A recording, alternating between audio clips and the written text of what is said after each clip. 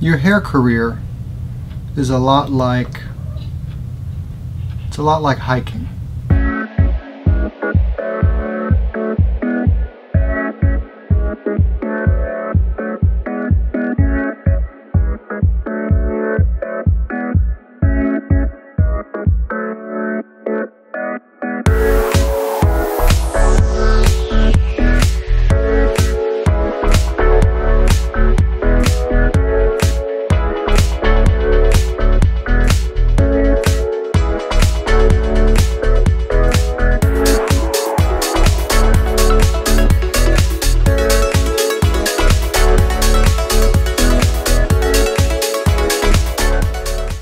What I mean by your hair career being a lot like hiking is that you're going to experience a lot of ups and downs. And sometimes it's going to be very difficult. And other times it's going to be pretty easy and it's going to be level. You're going to have these peaks and valleys. And what happens a lot of times is when you first start, you have this certain aspiration, a skill that you want to achieve. You see a hairstyle or some sort of inspirational picture and you think, I want to do hair that good. And so then when you attempt it, you realize that your skill is nowhere near where the level of your eye is. Your artistic eye is at a lot higher level than what your skill can provide. So in the beginning, you should allow yourself some slack and allow yourself the time to grow into that. Right? And everybody's heard that. But what really happens is you think, I'm going to start here at this low skill level and then I'm going to continue to get better and better and better. And then you're going to have these areas where you think, all of a sudden everything I do looks really lousy. And then you start to go up again, everything looks good. Then you go lousy and good and lousy. But what really happens is when you start, your artistic eye is at a certain level and your skill is below it. And you start to achieve more skill and gain more skill and gain more knowledge and everything gets better, and then you tend to level off in your skill level and your eye level. Well, then your eye gets better and you think that everything you're doing is starting to look really bad, but in reality what's happening is your eye is becoming much more attuned and demanding more of your skill than your skill can provide. So that forces you to get better, and then as you get better and better and better, and then your eye and your skill level even out. And then you think, okay, I'm great. And then all of a sudden, everything you start doing looks bad because your eye gets better again. And your eye always outgrows your technical skill level. So whenever you're having one of those valleys, one of those areas where you think I'm getting really lousy and everything sucks, it's not that your technical skill has gotten bad and you can't do what you used to do. It's just that your eye, your artistic eye, has gotten so much better and is fine-tuned more. Because when I look at hair that I do, there's days I think, man, I'm having a bad day because my skill is not as good as my eye. Or I'm just a little bit off because my eye starts to recognize those areas where it's not as good. It's fine-tuned and it's getting better and better and better. So your hair career is a lot like hiking.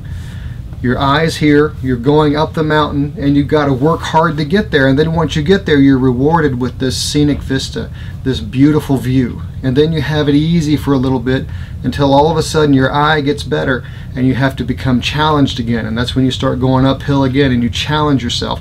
And it's those challenges of going uphill that make you better and make your career really, really rewarding.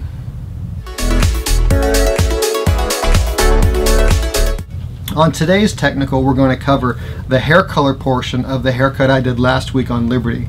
And Liberty came in with really blonde hair, as you'll see, and Nancy had some really creative ways of making a nice red that wasn't just monotone. She went through and really got creative with it and had something that had a lot of dimension to it and a lot of interest that if you don't really pay attention to can pass you by, but it makes it really special. I hope you like it. Hi, I'm Nancy Ngouy, and this is my model, Liberty. What I'm doing here is she has a natural level 8, and I wanted to kind of deepen her and give her like a sultry new look. So we're touching her up with a 6 red violet base.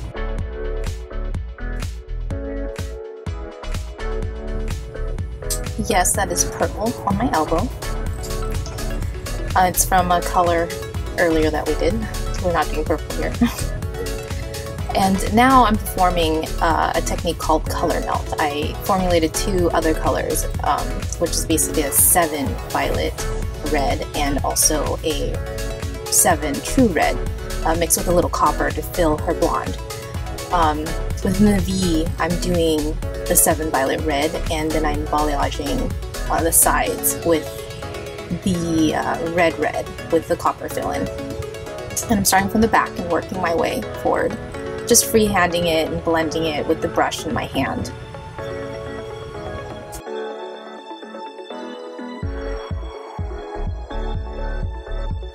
As I move forward in my sectionings, I'm alternating colors with my color melt and my balayage, using the dark and light to create dimension. You can go as dramatic as you want to as subtle as you want, depending what look you're trying to achieve. With Liberty here, we're doing something a bit subtle to kind of ease her into this color.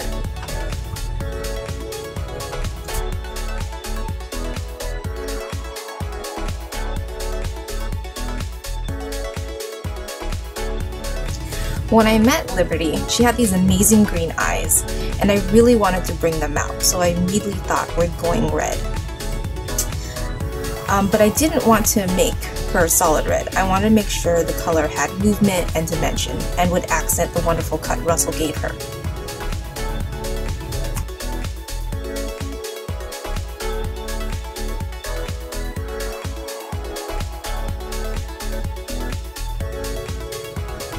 What you want to make sure you're doing is not to over-apply your color at the beginning. Start with a small amount, then add more as needed.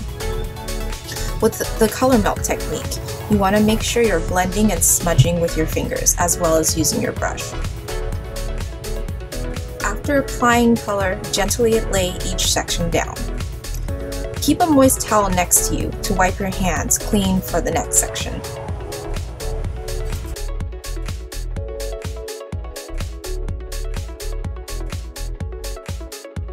Make sure you keep your section sizes consistent. Be patient and take your time, especially when you get towards the pieces around the face. Also keep in mind where your client naturally parts. It will help to determine color placement.